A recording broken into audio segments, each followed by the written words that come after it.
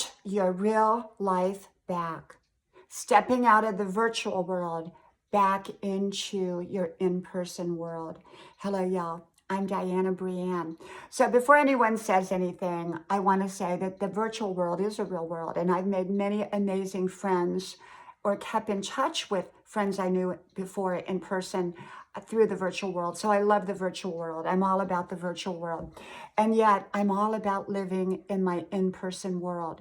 You know, I see so many people sit behind the computer hours upon hours, not only for work-related things, you know, maybe they do their work or they go to college online. That's all one thing.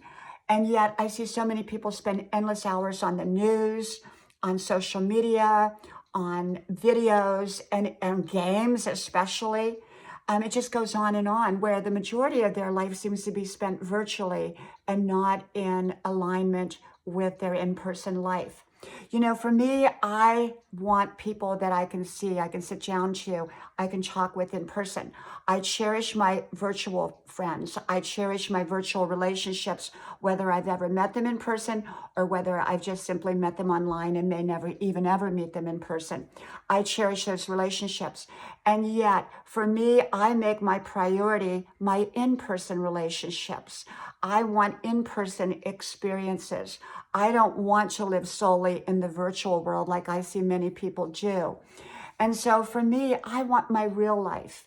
And my real life is also the virtual life. It truly is. And I love being in the virtual world, as I said. And yet, I want to experience real time. And I want to experience my life in real person situations, not just virtual. You know, people who play games online constantly, really it's just them and the game or the person on the other end. You know, I'd rather sit down and play a board game, you know, with my family. I want to get out there and go exercise. I want to, you know, I turn off the radio, I turn off the TV. I rarely listen to anything when I'm driving in the car. And so I stay focused on my driving. That's very, very important for me. Stay focused on your driving. I recommend that to everyone because it's such a crazy world of drivers out there. And we have to pay attention to our own driving as well. And so the thing is that people get so caught up into listening to music all the time. They feel that they have to be entertained. They have to sit down and watch a TV show. You know, I have one or two TV shows that I do watch that I enjoy, but I don't want to add any more. There's a lot of great shows out there, but you can become overwhelmed and satiated and too much, and you're not living in your in-person world. You're living vicariously through TV shows, other people. You're living in a way that is not completely what I call in the real world or in your in-person world. You know, if all you're doing is playing video games, or if all you're doing is watching television or listening to the radio constantly, you don't even have time to think because you've got all this information coming in and it doesn't have time to digest. Just like our food has to digest in our bellies, before we keep putting more in, it's the same way with information, whether it's TV programs, games, social media, even college or work. We have to have time to let our minds sort through things. And if we're constantly stuffing more in there, we don't have that time. And we don't have that where we are able to digest that information properly. And that's often where mistakes come in, or overload, or stress, or exhaustion come in. So I believe in taking time out to take care of me. And part of taking care of me is living in my in-person world. So sometimes I turn off everything. Sometimes I walk away from, you know, social media, not entirely, but I walk away to get outdoors and to go have fun and work on a project or clean my house or just have time to think or go sit on the porch or be with my family or play a board game with my family. You know, you mention board games now to people and they go, huh, what's that?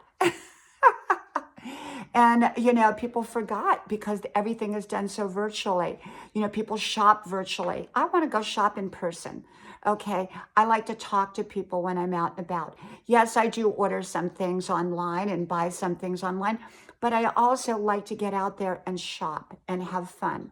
Okay. So remember, You can enjoy your virtual world. Virtual living can be a wonderful asset to our lives, but we should not exclusively live in the virtual world. We should be living in our in-person world, in my opinion. We should make it a priority. And then the virtual world can complement our in-person life. I want in-person relationships. I want in-person experiences. I want in-person wonderful. So, I think sometimes we have to step back. I think society as a whole is consumed with the virtual. Everything is so virtual now. And for me, I just, I really like the way the Amish do it. They don't have a lot of that. And, it's really neat how they live their lives because they have a lot more clarity, I think, than a lot of people because they have time to digest information.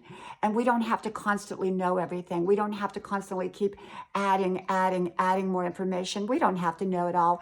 We don't have to experience it all. We don't have to do everything.